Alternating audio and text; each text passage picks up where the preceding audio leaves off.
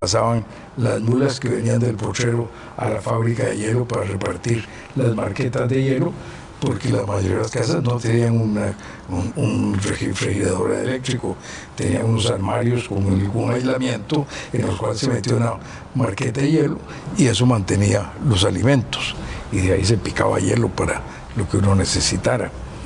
Después pasaban carretas que venían con alimentos, con verduras, principalmente de Guadalupe y de Coronado.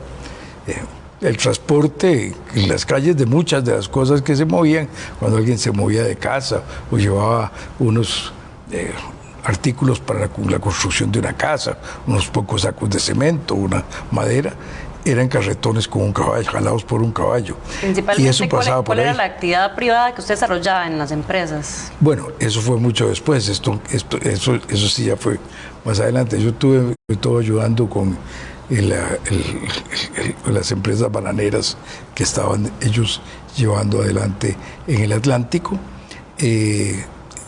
y empecé a trabajar también con don Manuel Guimar de empaque de carne, estancia de ganado y empaque de carne, y al cabo de un par de años ya me he dedicado fundamentalmente a esta tarea, con la cual he desarrollado muchos años actividades en Costa Rica, en Honduras, en Nicaragua, en Estados Unidos, Bolivia. Eso se expandió luego a actividades de tenería, actividades de producción de productos lácteos, leche, derivados de la leche, quesos, helados, jugo de naranja, y también en el lado de la carne a embutidos con Plomros, una compañía danesa. De manera que fue una actividad muy interesante y muy variada que se llevó a cabo por muchos años. ¿Y qué lo llevó a pasar de la vida privada a la vida pública? Bueno, yo había empezado más bien en la vida pública. De la pública pasé a la privada, porque cuando yo estaba terminando mi doctorado, y probablemente yo pensaba que lo que seguía era una vida académica, principalmente desarrollada en Estados Unidos, por las oportunidades que hay para el desarrollo académico cuando uno quiere hacer investigación en el extranjero. Cuando gana las elecciones don José Joaquín Trejos y su equipo económico, Alberto Di Mare, don Álvaro Hernández, eran mis profesores, mis amigos en la Escuela de Economía en la Universidad de Costa Rica. Don José Joaquín había sido el decano de Ciencias y Letras cuando yo he hecho los estudios generales, así que todos me conocían y tenemos una cierta amistad, y me llamaron para que viniera a trabajar con ellos. Usted venía terminando sus estudios en Berkeley, ¿no? Venía terminando mis estudios en Berkeley, fui el primer doctor en economía. Era, digamos, un economista muy destacado en ese momento en la esfera nacional. Muy jovencillo, pero sí tenía un grado académico importante que era novedoso en el país. En aquel tiempo los doctores eran solo en medicina. No recuerdo que cuando en alguna ocasión me despertaron a medianoche en la casa para que fuera a atender a alguien que se le había quebrado un brazo. Usted había comentado que era doctor y lo tomaron como médico. Como médico, así es. Entonces me vine a trabajar con don José Joaquín y entré pasé de 4 años de trabajo en el gobierno con don José Joaquín a la empresa privada al salir del gobierno y al tener que buscar alimentos. Ya tenía 2 hijos, una esposa, había que sacar adelante a la familia, y entonces ahí fue donde fui al sector privado.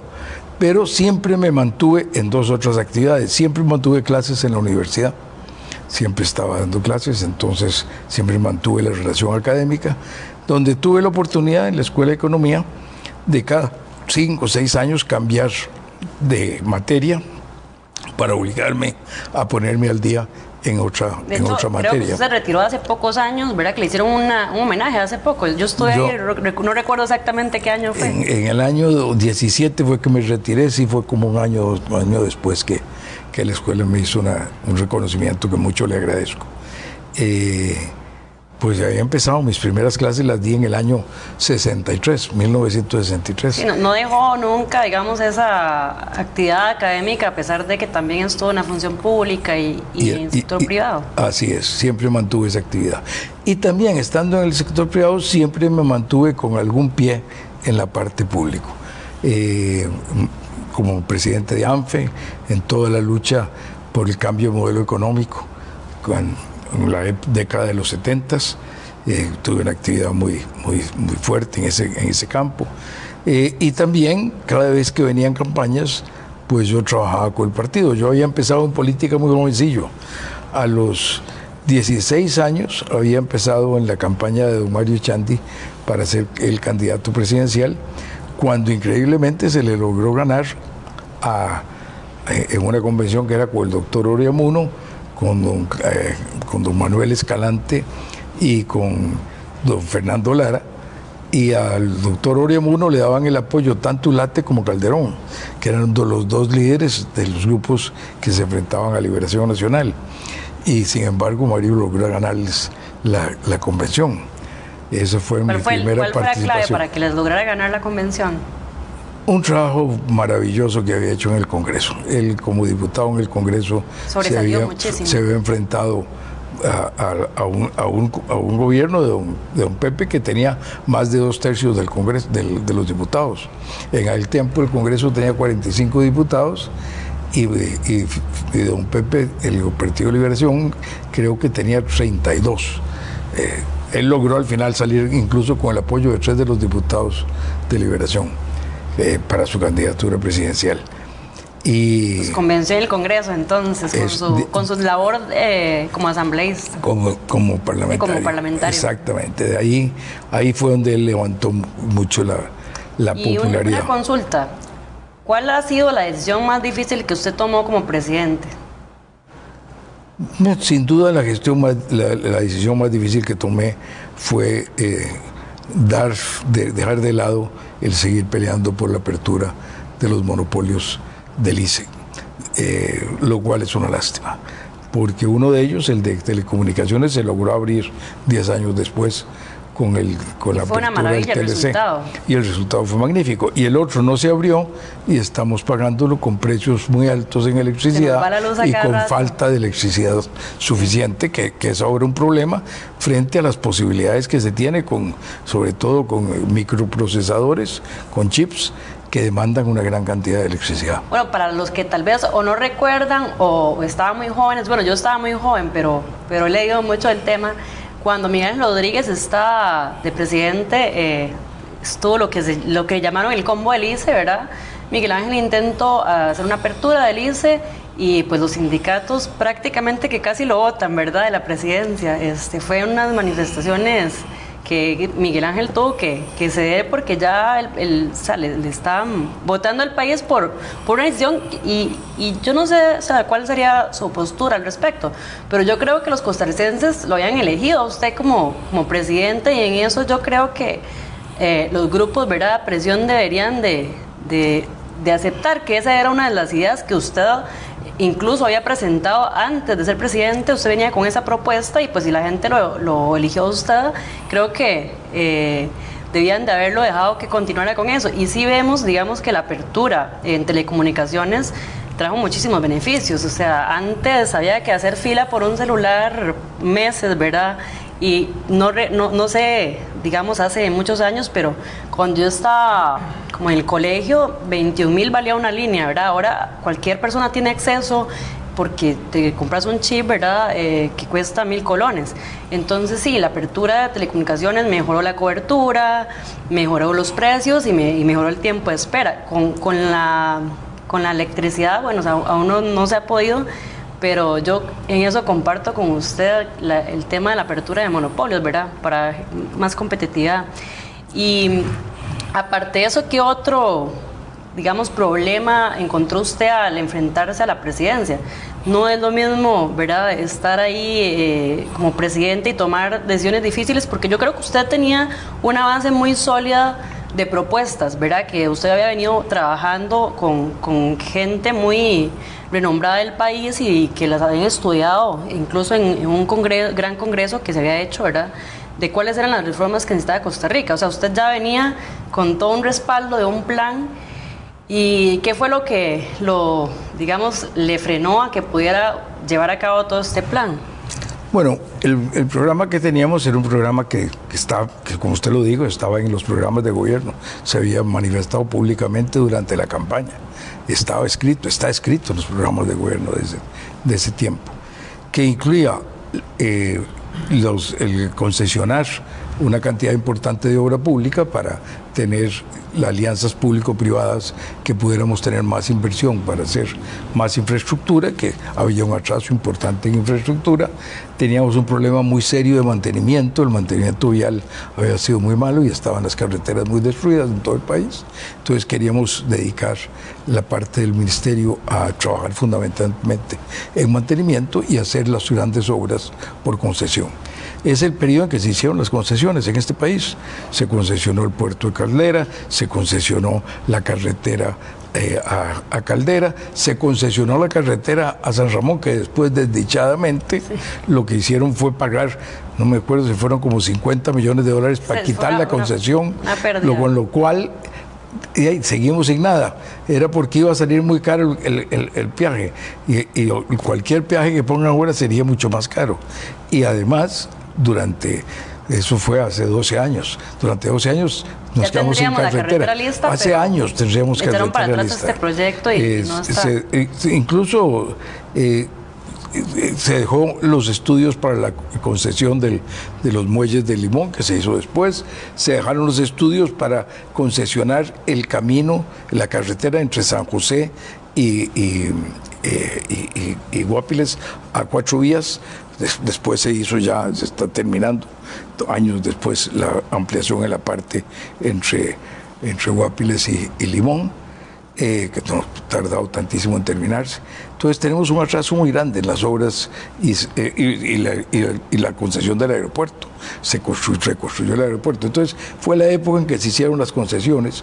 La idea era un programa en que, para no aumentar los impuestos, íbamos a ir a más concesión de obra pública, íbamos a ir a apertura de monopolios, con lo cual traíamos más capital privado a trabajar en telecomunicaciones y en electricidad y en seguros, porque implicaba la apertura de seguros, que también se llevó a cabo 10 años después, a base también de que en la concesión de telecomunicaciones significaba la subasta de una parte de poder utilizar el espectro de las ondas para las comunicaciones. A través de eso venían otros ingresos, todo lo cual venía a resolver una capacidad del gobierno para hacer más en educación, más en salud, y seguir adelante con el plan de salud que se estaba llevando a cabo, que fue la construcción de los CEBAIS. Fue cuando se abrieron y se construyeron la mayoría de los CEBAIS del país, y poder hacer otras cosas como se hicieron, como fue prácticamente eliminar la sobrepoblación penitenciaria con construcción de cárceles. Entonces, había todo un plan de ese tipo. Bueno, se logró convencer a la oposición y se logró ir aprobando el primer paso, que era la apertura de telecomunicaciones y el monopolio de electricidad. Y se engañó a la gente y se le dijo que lo que se estaba aprobando era la venta del ICE, lo cual era falso. Era simplemente la apertura a la competencia, no era... Muy típico en este país. No fue la venta. Y con eso se sacó a los chiquillos de los colegios de secundaria, a los muchachos de los colegios de secundaria, a las calles, que fueron los que, como carne y cañón, tiraron a la calle.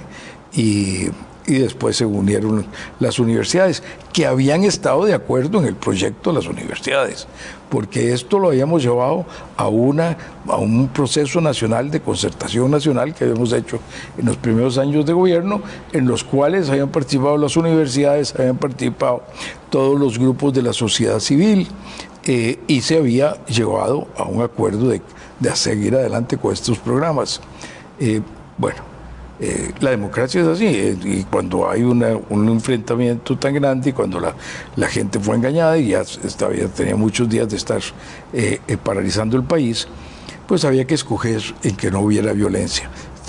Nosotros preferimos aceptar que eso se quedaría para el futuro. El principal obstáculo fueron los sindicatos del ICE. Los sindicatos del ICE y las fuerzas de la izquierda en el Congreso, que fueron las que dirigieron y que luego usaron, el proceso. digamos, como usted dice, de carne de cañón, estudiantes, ¿verdad? Sí. Bajo mentiras, ¿verdad? Que no estaban bien informados de la real situación de lo que se quería pues aplicar. Y entonces, ¿cuál fue el principal obstáculo que usted encontró para hacer los cambios? Bueno, yo diría que ese fue el campo en el que tuvimos más obstáculos. En los otros campos pudimos hacer cambios que sí pudimos llevar adelante. El cambio de la seguridad social con el establecimiento de la Ley de Protección al Trabajador, que es una reforma, la reforma más importante de nuestro sistema de seguridad social desde la época del doctor Calderón Guardia, y que vino a establecer la posibilidad de que hubiera unas pensiones contributivas complementarias obligatorias al sistema de la caja, con lo cual las personas podían ir haciendo un aporte adicional a su pensión, que significa como el 20% de la pensión actual, y que era muy importante porque ya se veía que el sistema de pensiones a base de reparto de la caja no iba a poder seguir dando las pensiones que se tenían inicialmente. ¿Cuál fue su mayor logro como presidente? La Ley de Protección al Trabajador es uno de los mayores logros. El trabajo de la Ley de Paternidad Responsable, que fue una reforma al sistema de familia revolucionario en el mundo, pionero en el mundo. Por primera vez se estableció el derecho de la madre fuera del matrimonio de declarar quién era el padre de sus hijos. En eso estuvo muy involucrada doña Lorena, ¿cierto? Cierto, en muchas cosas del gobierno estuvo muy involucrada Lorena, que por cierto también ha publicado recientemente también con la Universidad de Costa Rica una autobiografía que se llama Como el Bambú. Como el Bambú, también en la Universidad de Costa Rica. También en la Universidad de Costa Rica, sí. De la UCR. Los dos fueron publicados por la UCR, lo cual es un sello editorial muy especial en Costa Rica, muy honorífico. Digamos, esos dos proyectos fueron muy importantes, pero además yo creo que fue muy importante la forma de gobernar, el volver a tener una mayor importancia en la asesoría a la Casa Presidencial, una asesoría que hacía que hubiera rendimiento de cuentas. Nosotros hacíamos a principio de año, que venía del gobierno anterior, no fue establecido por nosotros, venía del gobierno de don José María, pero nosotros lo hicimos público, que las distintas instituciones hacían un compromiso con el presidente de qué era lo que se iba a hacer ese año, y se rendía cuenta hasta el final del año de lo que se había logrado hacer en cada una de las instituciones, en cada uno de los ministerios, en cada una de las autónomas. Entonces, este tipo de cosas fueron un cambio importante en la forma de gobernar, lo mismo que fue la concertación nacional. Eran cambios para una mayor participación y para un mejor rendimiento de cuentas. En el gobierno se aprobó, por cierto, el cambio en la Constitución para obligar al rendimiento de cuentas, que desdichadamente no se siguió mejorando en el país. Se ha dejado muy de lado lo que se llamaba el CINE, con ese sistema. Ahora no me acuerdo cómo era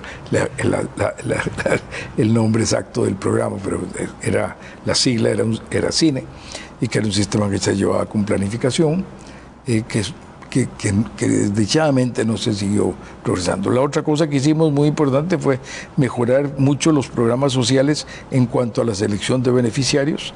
Se estableció el SIPO, el Sistema de Información de la Población Objetiva, para ir haciendo un índice de las personas que estaban en condición de pobreza, y que los recursos de verdad llegaran a las personas que los necesitaban y no se quedaran en gente con más recursos, pero que por influencias políticas en distintos lugares, distintas comunidades. ¿Hubo algún indicador económico que mejorara en su gestión? Bueno, en los 2 primeros años tuvimos los índices de crecimiento más altos de América Latina.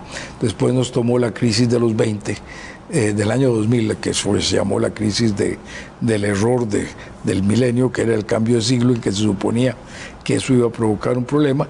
Eso hizo que las compañías se adelantaran muchísimo a comprar especulativas, comprar muchísimas maquinarias de computación, y luego vino una baja, y eso nos causó una baja en la actividad económica en el mundo, que nos afectó en los últimos 2 años. No tuvimos la misma tasa. Me gustaría pasar al tema de... Tuvimos además la tasa de inflación más baja de todos los gobiernos, del de don José Joaquín hasta el nuestro, y de los 2 que siguieron. O sea, la tasa de inflación más baja en los 4 años. Yo sé que logramos un trabajo realmente importante. 1998-2002 fue su presidencia, 1998-2002. Hicimos una gran cantidad de tratados de libre comercio con países Chile, se renegoció el de México, el de Canadá, que fue el primero con un país desarrollado, que se hacía de un país pequeño en el mundo, con Trinidad y Tobago, que se convirtió en el Tratado de Libre Comercio con el CARICOM, con República Dominicana. Teníamos muy pocos tratados Panamá. En ese momento, porque el primero fue el de México, en 94. México, solo ese había. El primero fue en 94, el de México. Sí. Entonces usted también tuvo que ver mucho con el tema de apertura y involucrarse en el sistema multilateral. Pues claro, sí, eso había sido toda mi lucha desde que había estado tema del comercio. Y la parte académica y en la parte de discusión de políticas públicas por muchísimos años. Bueno, ahorita le voy a preguntar sobre el tema de Venezuela, pero antes quisiera preguntarle un tema personal. Yo sé que acá en Costa Rica, cuando usted estuvo en la OEA, tuvo que venir, usted vino, dio la cara, y si hubiese querido se queda allá, ¿verdad? Y no viene, vino por decisión propia, por voluntad propia. Y quisiera saber si usted considera que el sistema costarricense fue injusto con usted. Definitivamente. Definitivamente, bueno, lo determinó, para empezar, la propia Sala Constitucional, que condenó el acto de cómo se me recibió en el aeropuerto. Eso recibió una condena por un recurso de amparo que yo planteé. De manera que eso quedó establecido por la propia Sala Constitucional, que se había actuado indebidamente. Pero además, todo el proceso está plagado de irregularidades, a pesar de las cuales logré que se probara la inocencia con la declaratoria de 2 tribunales de apelación de sentencia con integración totalmente distinta, y en los 2 por unanimidad, y después por la sala penal. Entonces, eso quedó muy aclarado, pero lo cierto es que eso se comió mi actividad que tenía con mucha ilusión de poder llevar a cabo un beneficio de las Américas en la OEA, y se comió de mi vida 13 años. 13 años. Y tengo entendido que usted fue juzgado 3 veces por la misma causa, ¿correcto? Sí. Y eso, o sea, en este país se supone que eso no... Desdichadamente... No es un proceso correcto. Eso, nuestro sistema jurídico tiene el defecto, que no es como el sistema americano, por ejemplo, en que la absolutoria es definitiva. Puede volverse en caso de una condena, revisarse la condena, pero no la absolutoria. Aquí es al revés. Y eso realmente es algo que causa injusticias. Pero bueno, lo cierto es que al final de cuentas logré lo que se quería, que era demostrar que no había ninguna culpabilidad. ¿Y doña Lorena fue quien estuvo apoyándolo? Por supuesto, mis hijos, Lorena, un grupo importante de amigos que siempre estuvo presente. Un familiar suyo, yo siempre le estoy muy agradecido a Carlos Palma, que era el director de la Escuela de Economía. Yo había estado dando clases, como estábamos hablando antes, ya muchos años de la Escuela de Economía, y cuando, después de un año de haber vuelto y de haber estado 5 meses en la cárcel, de haber estado en la casa sin poder salir, ya puedo salir a la calle, Carlos me llama y me dice, bueno, aquí está su cátedra. Y en el año 2006 volví a dar mis clases. Entonces tuve apoyos muy, muy importantes también. Y como ser humano, ¿qué moraleja le dejó? ¿Cuál fue su experiencia? Bueno, los humanos tenemos una idea de que el sufrimiento y las dificultades son solo negativos, pero la verdad es que no es así. Uno aprende mucho en las épocas difíciles, y uno se supera y puede tener una mejoría en sus condiciones personales importantes cuando pasa por dificultades y logra superarlas. Yo creo que yo aprendí mucho en la cárcel. Siempre lo he dicho, que para mí la cárcel fue un lugar donde aprendí y donde pude vivir con cierta felicidad en medio de las dificultades de estar sin la familia, de no poder actuar, de no tener libertad, que es muy duro, pero donde aprendí también a ver la dificultad de la gente que está en la cárcel, la dificultad de los propios guardias penitenciarios con los que tuve muy buenas relaciones mientras estuve en las cárceles. Y la dificultad de las familias de gente que tienen en las cárceles, que son situaciones reales, personales, muy duras, muy complicadas. Aprendí a perdonar bien, hice un esfuerzo muy grande, ayudado por consejeros espirituales, un padre blanco que nos iba a ver, el padre Rojas, que iba a ver a Rafael Ángel, y que entonces también yo aprovechaba sus visitas y conversaba con él cada semana. Nos ayudaron mucho, me ayudaron mucho a mí. Y yo aprendí, rezando por ellos, por nombre y apellido, a tratar de no guardar encono, ni odio, ni rencor, ni malos sentimientos por las personas que tenían que ver con que yo estuviera ahí. Ya volvemos para continuar con el tema de Venezuela después de unos comerciales.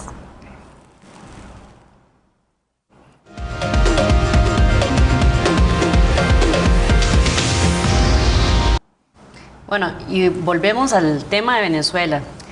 Don Miguel Ángel Rodríguez fue declarado persona non grata por Nicolás Maduro e incluso fue bajado del avión en estas elecciones que pasaron junto con otros mandatarios latinoamericanos que querían ir como observadores electorales a constatar que las elecciones de Venezuela fueran transparentes. ¿Es correcto? Así es. Yo había ido ya 2 veces.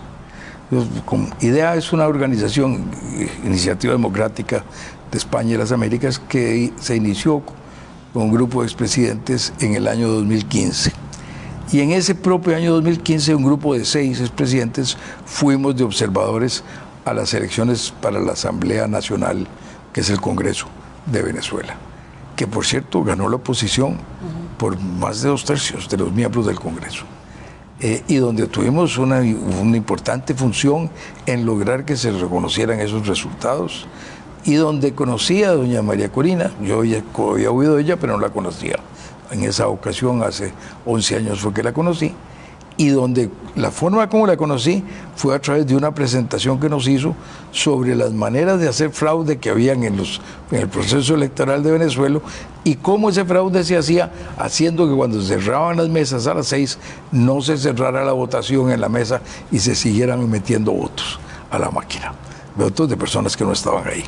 Entonces, y esa elección se pudo ganar gracias a que con esa información se logró parar ese proceso que se había hecho en elecciones anteriores. Los observadores sí estuvieron como pendientes porque se sabía cómo era que iban a actuar. Bueno, gracias a María Corina, que desde el año 2002 había empezado, creo que la fundación en que ella estaba se llamaba Suma, estoy casi seguro, se llamaba Suma, bueno, que fue para lograr seguirle el chequeo a los procesos electorales desde el año 2002. Ya entró al Congreso mucho después, 10 años después. Entonces, en esa ocasión habíamos estado muy bien. Volví en una segunda observador de nuevo de IDEA, con 3, éramos presidente que repetíamos, nosotros eran otros 3, volvimos allá, para una elección que se hizo convocada por la Asamblea Nacional sobre la constituyente que quería Maduro establecer. Y era para pedirle a la gente si estaba de acuerdo en esa constituyente.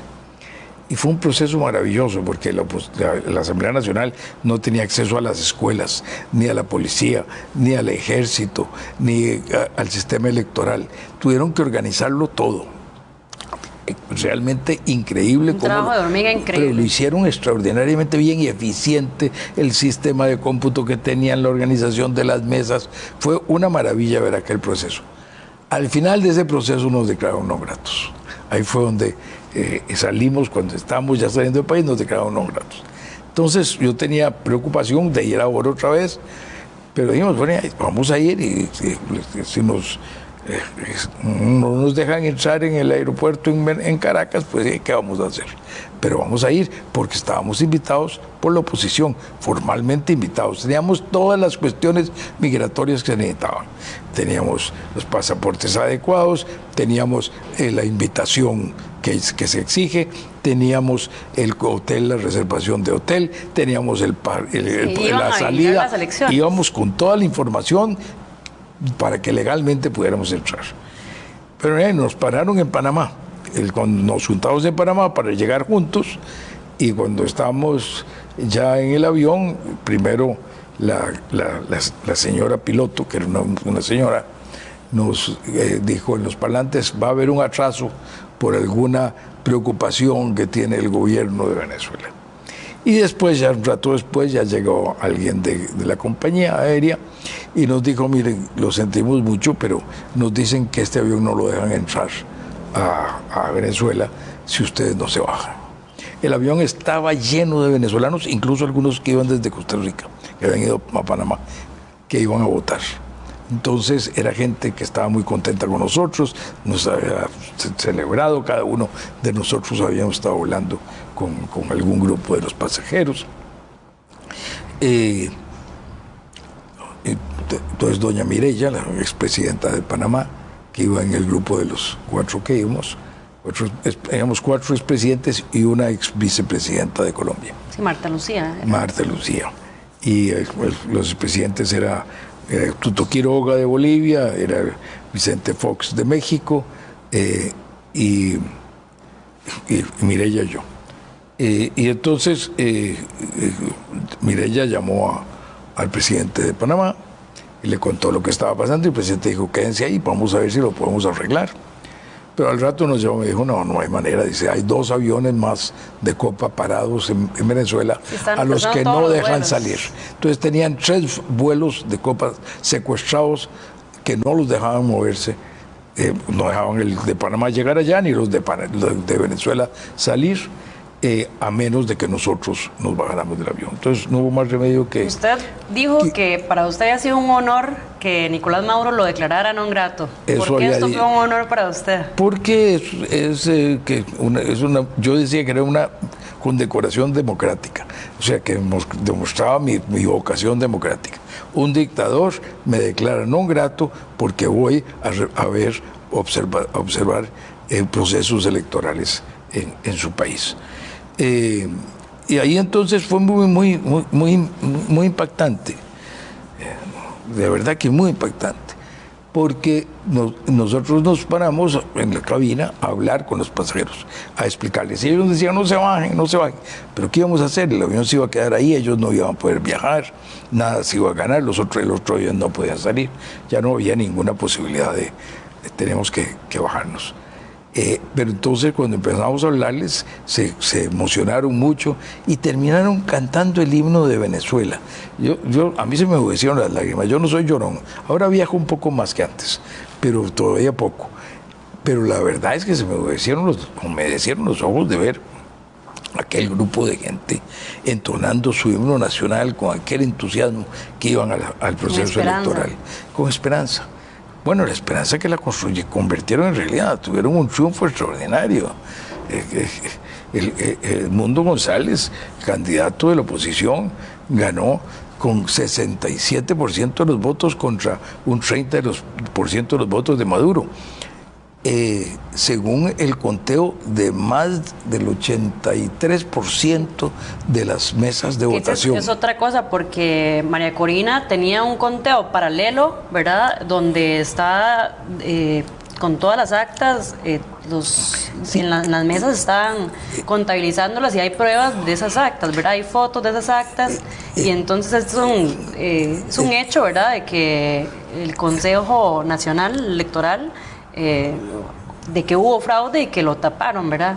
Sí, es que realmente el sistema de votación que ellos tienen permitía una seguridad de cuál es el resultado, porque es un sistema en máquinas, y la máquina al final, donde se cierra la votación, emite un acta, y esas son las actas que se tienen, y son actas firmadas por los miembros de mesa, en que están los miembros del partido de Maduro, en que están también la gente del Consejo Nacional Electoral que estaban en esas mesas, y vienen con un sello QR que permite la transmisión de la información de esa acta y da el resultado.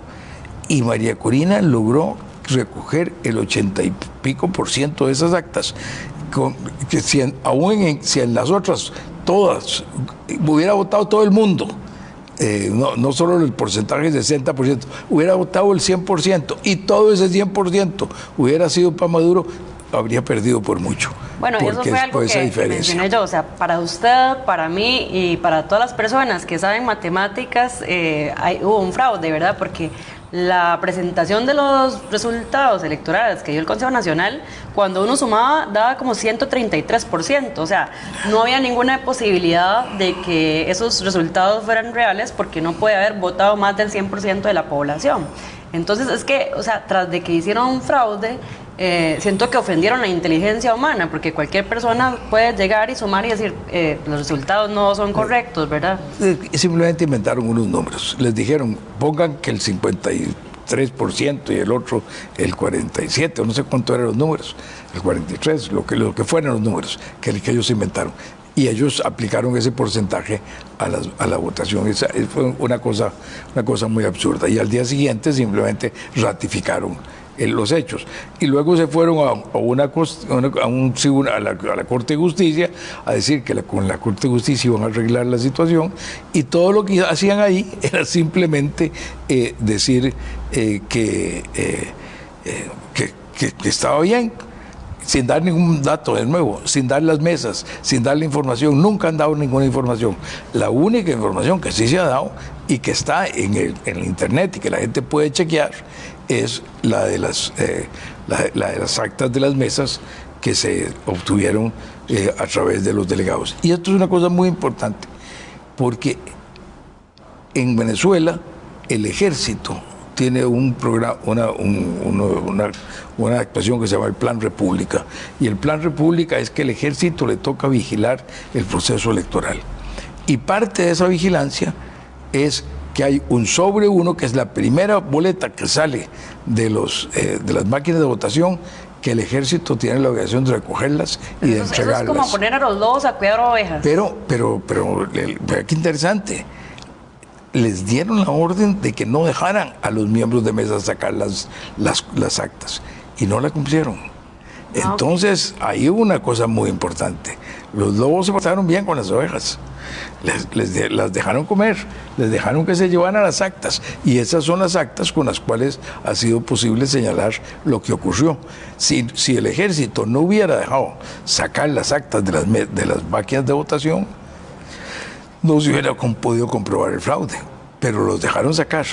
Y bueno, una vez que está comprobado el fraude, ¿cuál cree usted que sea el siguiente paso? Porque todos ahorita, ¿verdad?, sabemos que hubo un fraude, Maduro no lo quiere aceptar, el Consejo Nacional Electoral lo respalda a Maduro, y bueno, Maduro tiene comprado gente, ¿verdad?, hasta ahí los colectivos, ¿verdad?, que da gente también que reprime a la población. Entonces, ¿cuál es el siguiente paso? ¿Qué espera usted que siga en eso? Bueno, acabar con una dictadura no es fácil. La democracia es un sistema muy frágil. Por eso tenemos que defenderla siempre. Porque una vez que se pierde la democracia, recuperarla es dificilísimo.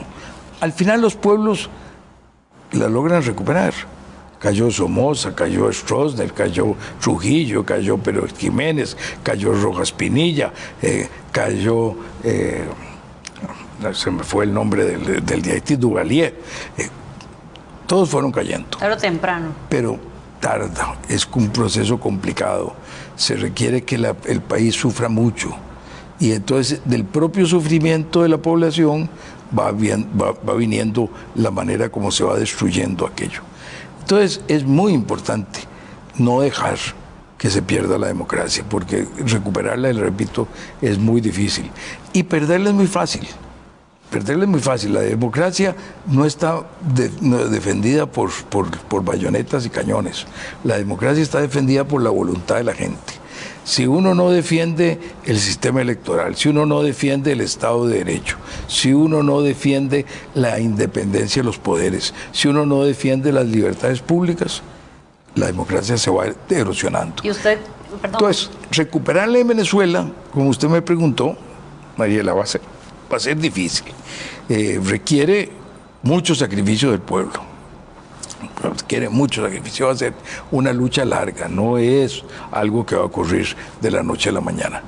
pero yo estoy convencido de que, como lo ha dicho María Corina desde hace mucho tiempo, esta es una lucha hasta el final. Y esa lucha hasta el final se acaba cuando se acabe la dictadura. Va a venir cosas difíciles. Ahora ha habido manifestaciones públicas maravillosas y la respuesta del terror ha sido inmensa. Hay más de 2.000 personas que han sido tomadas prisioneras, de las cuales ya más de 1.600 están debidamente documentadas y ya están en procesos, de las cuales se ha ya condenado a como más de 100 personas a penas largas en la cárcel. Ha habido más de 23, 24 asesinatos en las calles de Venezuela. Y hay una convocada, pero han logrado seguir saliendo. Salieron el sábado antepasado y están convocados para salir el próximo 28. Yo sé que usted es un promotor de la democracia, ¿verdad? Y de la paz. Y por supuesto que siempre defiende las vías diplomáticas, pero ¿no considera usted que ya las vías diplomáticas están agotadas en Venezuela? No. ¿Cuál es la alternativa? Uno tiene que ver cuál es la alternativa. ¿Qué? Una guerra. ¿Quién va a poner los muertos? ¿Quién va a mandar el ejército? ¿Quién va a tomar esa decisión? Estados Unidos, ¿no? Estados Unidos no va a mandar a su gente cuando está con el tema de Ucrania, cuando está con el tema de Israel, cuando está con el tema de Taiwán, cuando tiene esos temas en puntos muy álgidos, muy complicados. Estados Unidos y en Venezuela hay un ejército grande. O sea, una guerra en Venezuela es una guerra terrible. No es la entrada a Granada o la entrada a Panamá de los Marines para tomar el poder. Esto se termina cuando el ejército en Venezuela o la cúpula de poder en Venezuela empieza a resquebrajarse. Así han caído todas las dictaduras. Caen desde adentro, se desarman desde adentro. Pero para llegar a ese proceso se necesita una actividad internacional de apoyo muy fuerte y se necesita al mismo tiempo una actividad interna de las personas de una lucha por mantener su democracia. El tema de si se mantiene la dictadura por mucho tiempo más va a ser muy, muy duro. Han salido, están llegando a 8 millones de venezolanos que han salido. Esa es la cuarta parte de los venezolanos, la cuarta parte. Es como si de Costa Rica saliera 1.300.000 o 1.400.000 personas. Como si se despoblara el área metropolitana y un poco más. Bueno, eso es una cosa increíble. Eso es lo que ya ha salido. Si esto sigue, ¿cuántos millones de gente más van a salir? ¿A dónde van a ir? ¿Qué va a pasar con Colombia? ¿Cómo los vamos a hacer seguros? Colombia tiene más de 2 millones de venezolanos. ¿Qué va a pasar en Ecuador? ¿Qué va a pasar en Chile? ¿Qué va a pasar en Brasil? O sea, son países que tienen limitaciones económicas en una época en que Sudamérica está creciendo poco. Si América Central está creciendo poco, Sudamérica crece la mitad que nosotros. Estamos en años en que es una situación insostenible incluso para los países vecinos. Es absolutamente insostenible. Estados Unidos está en una lucha para no recibir inmigrantes. Están ahora en Panamá empezando a devolver con ayuda de Estados Unidos a la gente que pasa el Darién. En Chile también están con esa discusión. Entonces el tema no es fácil. Eso quiere decir que la presión internacional va a seguir y que internamente hay una decisión. Y hay una cosa que es totalmente distinta que en el pasado. En el pasado nunca ha estado la oposición unida como está ahora, nunca. Sí. Y nunca han tenido un liderato como el de María Corina. Sí, que es extraordinaria. Que es absolutamente extraordinaria, un liderato que se ha preparado y se ha creado con una participación de María Corina, con su gente, desde el año 2002, desde hace 22 años. La gente cree que para ser líder uno es líder al día siguiente y que yo digo, yo voy a ser el candidato, yo soy el presidente y yo soy líder de un país. Eso es falso. Los lideratos toman mucho tiempo para crearse. Se requiere una relación de convivencia del líder con el pueblo de mucho tiempo. El mismo caso de Chávez en Venezuela. Chávez en el 92 es que ya está en un golpe militar. Llega en el 99, 7 años después. termina en el 13 que muere. Es decir, es todo un proceso. El liderato de María Corina es lo mismo. De manera que uno quisiera que las cosas fueran inmediatas y para el día siguiente, pero la democracia no es para la inmediatez. La democracia no es expedita. La democracia toma tiempo porque es un gobierno de negociación, de acuerdos. Y los gobiernos de acuerdos y de negociación toman tiempo para llevar a sus resultados. Tan es así que cuando viene una guerra, nadie va a manejar una guerra democráticamente, se maneja con la jerarquía de un ejército. Cuando viene una catástrofe natural, se pasa a las leyes de emergencia, porque las leyes naturales normales no funcionan en esas ocasiones. Cuando se necesita lo inmediato, la democracia no es lo que sirve. Y usted, como conocedor del sistema interamericano y además que estuvo como secretario general de la OEA, ¿qué opina de la pérdida de credibilidad que han tenido los organismos internacionales? Porque la gente se pregunta, ¿cómo es que el Consejo de Seguridad de la ONU lo preside Rusia? ¿Cómo es que China y Rusia están en el Consejo de Seguridad? ¿Cómo es posible que la Secretaría de Derechos Humanos la haya perdido en una elección Costa Rica contra Venezuela? O sea, un país que ha violado los derechos humanos, que ha cometido crímenes de lesa humanidad, o sea, que los derechos más básicos no se respetan en Venezuela. Entonces la gente no puede creer, y vamos a ver, ¿cómo va a tener credibilidad la ONU cuando una dictadura preside el Consejo de Derechos Humanos? Realmente, usted lo que señala son cosas ciertas y cosas complicadas, pero usted no puede tener unas Naciones Unidas sin Rusia, no puede tener unas Naciones Unidas sin China, no significarían nada, no tendrían ninguna capacidad de buscar la paz. Usted no puede pretender que los países que tienen los ejércitos más poderosos y el poder atómico consideren que ellos tienen que tener el mismo poder en la organización internacional que define destinos que Costa Rica, con solo 4 millones de habitantes o 5 millones de habitantes, con una producción muy baja, sin ejército. Entonces, las realidades de poder tienen que manifestarse en estas cosas. Eso le pone limitaciones a lo que uno quisiera que funcionara y que al final de cuentas depende de la buena voluntad de la gente. Y es cierto que estos son limitaciones muy grandes. Tenemos que seguir luchando para que cada vez funcione mejor el derecho internacional. Pero si nos damos cuenta que buena parte de las cosas del derecho internacional son apenas creaciones posteriores a la Segunda Guerra Mundial. Antes del final de la Segunda Guerra Mundial, las personas no teníamos ningún acceso al derecho internacional. Hoy día, las personas, hay organismos internacionales de defensa de derechos humanos que defienden lo de una persona frente a un Estado. Eso es totalmente novedoso. La Declaración de Derechos Humanos de la OEA, de Naciones Unidas, es totalmente novedosa. Antes podía ser una declaración en Francia, una declaración en algún país, o el proceso europeo que las estaba creando a través del Consejo de Europa. Bueno, pero realmente lo que estamos viviendo es algo muy nuevo. Pero nos estamos civilizando entonces. Poco a poco. Y no lo vamos a lograr en un día, y es una lucha para toda la vida. La lucha por la perfección de los seres humanos no se va a acabar nunca.